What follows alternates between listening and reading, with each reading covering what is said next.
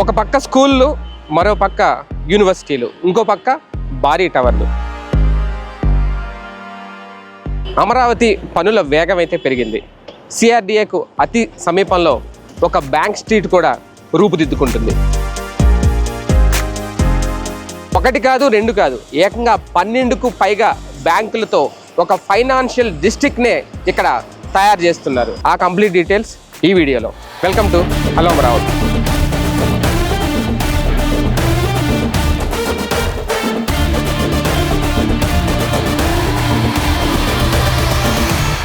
ప్రస్తుతం అంతా డిజిటల్ యుగం నడుస్తోంది. ఎలాంటి ఆర్థిక లావాదేవీలైనా బ్యాంకుల అనుసంధానంతో నడవాల్సిందే. ఇలాంటి సమయంలో ఆంధ్రప్రదేశ్ రాష్ట్ర ప్రభుత్వం అమరావతిలో ఒక అద్భుతమైన ఆలోచన చేసింది. ఇప్పుడు కాదు, 2 ఏళ్ల క్రితమే శంకుస్థాపనలు చేసిన గత 2 ఏళ్లుగా ఈ కూటమి ప్రభుత్వం అధికారంలోకి వచ్చిన తర్వాత ఈ బ్యాంక్ నిర్మాణ పనులు శరవేగంగా అయితే నడుస్తున్నాయి. ఇప్పటికే 2 బ్యాంకుల నిర్మాణం ఓ స్థాయికి కూడా చేరుకుంది. అమరావతిలో ఎన్నో ల్యాండ్ మార్కులు అతి త్వరలో ప్రజలకు అందుబాటులోకి రాబోతున్నాయి. సిఆర్డిఏ భవనం, దాని ఎదురుగా ఉన్న అన్నా క్యాంటీన్, కాస్తంత ముందుకు వెళితే ఎమ్మెల్యే ఎమ్మెల్సీ క్వార్టర్స్, ఇంకా ముందుకు వెళితే జడ్జిల బంగ్లాలు, మినిస్టర్ బంగ్లాలు, ఇలా 1 కాదు 2 కాదు, ఎన్నో ల్యాండ్ మార్కులు ఇప్పటికే అమరావతిలో కనిపిస్తున్నాయి. వీటన్నిటికీ తోడు ఇప్పుడు బ్యాంక్ స్ట్రీట్ కూడా రూపుదిద్దుకుంటుంది. దీంతో పాటు ఫైనాన్షియల్ డిస్ట్రిక్ట్ని తయారు చేస్తున్నారు. అంటే భవిష్యత్తులో ఈ బ్యాంక్ స్ట్రీట్ ఒక మినీ సిటీగా మారే ఛాన్స్ లేకపోలేదు.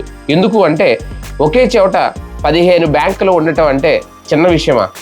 మొన్నటి వరకు ఖాళీ స్థలాలు మాత్రమే కనిపించిన ఈ ప్రాంతంలో ఇప్పుడు భవనాల పునాదులు పూర్తయిపోయి ఫ్లోర్లు పైకి లేస్తున్నాయి. రాజధాని ప్రాంతంలో ముందుగానే అన్ని వసతులు కల్పించాలనే సంకల్పంతో సర్కారు అడుగులు వేస్తోంది. ఇప్పటికే స్కూళ్ళు, యూనివర్సిటీల నిర్మాణాలు మొదలైపోయాయి. అంతేకాదు, స్టార్ హోటల్స్ సైతం నిర్మాణాలు మొదలు పెట్టేశాయి. క్వాంటమ్ వ్యాలీ వంటివి కూడా చకచక ముందుకు సాగుతున్నాయి. ఇలాంటి పరిస్థితుల్లో ఆర్థిక లావాదేవీల కోసం బ్యాంకుల పాత్ర చాలా కీలకం.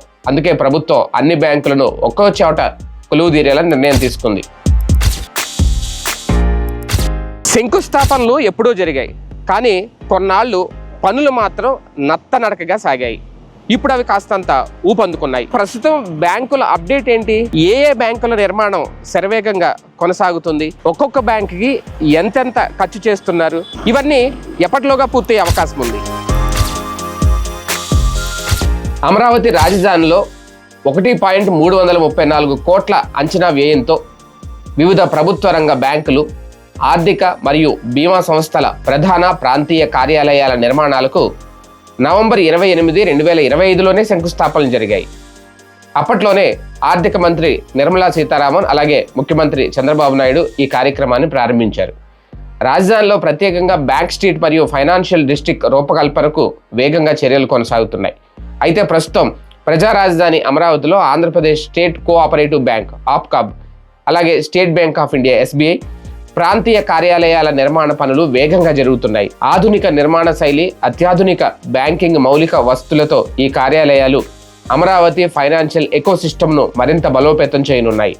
ప్రభుత్వ, ప్రైవేట్ సంస్థల పెట్టుబడులను ఆకర్షిస్తూ ఆర్థిక కార్యకలాపాలకు కేంద్రంగా మన రాజధాని అమరావతి సిద్ధమవుతోంది. అమరావతి ఆర్థిక అభివృద్ధిలో మరో కీలక ముందడుగుగా ఈ ప్రాజెక్టులు నిలవనున్నాయి. ఏ బ్యాంకుల నిర్మాణాలకు ఎంతెంత ఖర్చు చేస్తున్నారు, ఒకవేళ ఈ బ్యాంకుల నిర్మాణాలు త్వరగా పూర్తయితే వీటి ద్వారా వచ్చే ఉద్యోగ అవకాశాలు ఎన్ని, ఆ వివరాలు ఒకసారి చూద్దాం. ఆంధ్రప్రదేశ్ గ్రామీణ బ్యాంకు 256 కోట్ల రూపాయలతో దీన్ని నిర్మిస్తున్నారు. ఇది పూర్తయితే సుమారు 1000 ఉద్యోగాలు వచ్చే అవకాశం ఉంది. ఇక సెంట్రల్ బ్యాంక్ ఆఫ్ ఇండియా 40 కోట్ల రూపాయలతో దీన్ని నిర్మాణం చేస్తున్నారు. ఇది పూర్తయితే 300 ఉద్యోగాల వరకు వచ్చే అవకాశం ఉంది. ఏపీ కోఆపరేటివ్ బ్యాంక్ లిమిటెడ్ అంటే ఆప్కాబ్, దీనికోసం 200 కోట్ల రూపాయలు వెచ్చిస్తున్నారు. ఇది పూర్తయితే 400 ఉద్యోగాలు వచ్చే అవకాశం ఉంది. ఇక BOI అంటే బ్యాంక్ ఆఫ్ ఇండియా సుమారు 40 కోట్ల రూపాయలతో దీన్ని నిర్మిస్తున్నారు. దీని ద్వారా 200 ఉద్యోగాలు అవకాశం ఉంది అని ఒక అంచనా. ఇక కెనరా బ్యాంక్ 50 కోట్లతో నిర్మిస్తున్నారు. దీని ద్వారా 300 ఉద్యోగాలు వచ్చే అవకాశాలు ఉన్నాయని సమాచారం. స్టేట్ బ్యాంక్ ఆఫ్ ఇండియా అంటే SBI, ఇది కూడా 300 కోట్ల రూపాయలతో నిర్మిస్తున్నారు. సుమారు 2000 ఉద్యోగాలు వచ్చే ఛాన్స్ ఉంది అనేది ఒక అంచనా.